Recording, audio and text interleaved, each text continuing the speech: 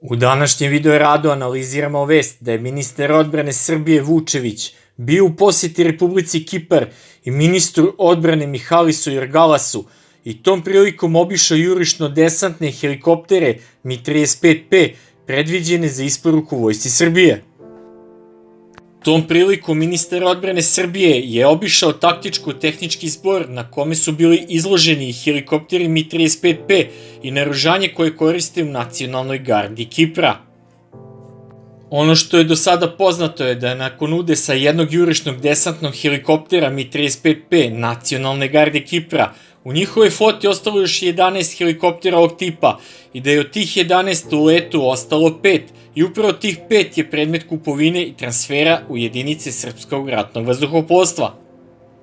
Ove helikoptere očekuje remont i modernizacija kako bi se njihove sposobnosti dovele na približni nivo helikoptera verzije Mi-35M koje danas koristi Vojska Srbije u svojoj floti, jer je poznato da kiparski helikopteri Mi-35P imaju mogućnost letenja noću, ali ne i dejstva u lošim i nosim uslovima zbog starije avionike.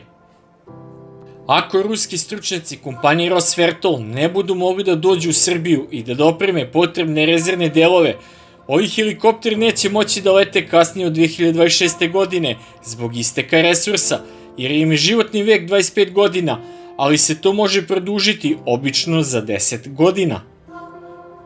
Inače, kiparski jurišno-desantni helikopteri Mi-35P su hibridna verzija nastala kombinacijom helikoptera Mi-24P koji koristi top šipunov GŠ-30 kalibar 30 mm koji se koristi na borbeno-oklopnim vozilima i verzija helikoptera Mi-24VM koji koristi dvocevni top kalibar 23 mm u pokretnoj tureli ispod nosa helikoptera.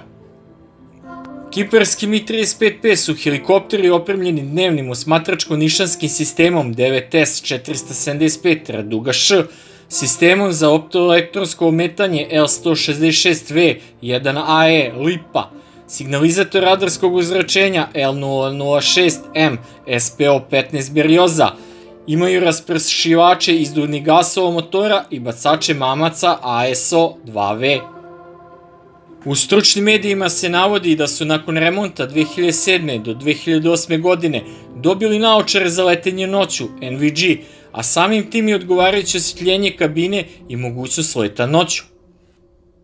Fiksno naoružanje helikoptera čini dvocevni top GŠ-30K kalibra 30 mm montiran na prednji deo desnog boka trupa. Borbeni komplet je 250 granata, a efikasni domet je 2 km. Na 4 potkrilna nosača mogu se podvešavati 20-ocevni sačasti lanseri B-8V-20A, nevođenih raketnih zrna S-8Com kalibra 80 mm, kontejneri UPK-23-250 sa dvocevnim topom GŠ-23L kalibra 23 mm sa 250 granata, efikasnog dometa do 2 km.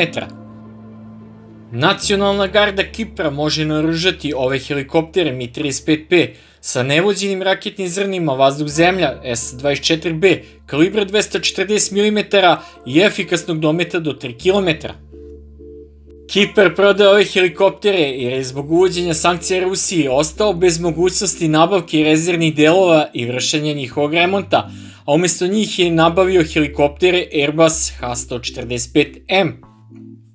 Do danas ostaje nepoznato da li je ovo posao kompenzacije između Srbije i Kipra, u kome je baterija višecenih lansera i raketa Tamnava trampljena za 5 polovno jurišno-desantnih helikoptera Mi-35P. Kako sada stvari stoje nabavkom još 5 jurišno-desantnih helikoptera Mi-35P, ratno vazduhoplovstvo će do 2026. godine upotrebljavati 2 odeljenja ovih helikoptera u 2 varijante, pomenuto i Mi-35P i Mi-35M.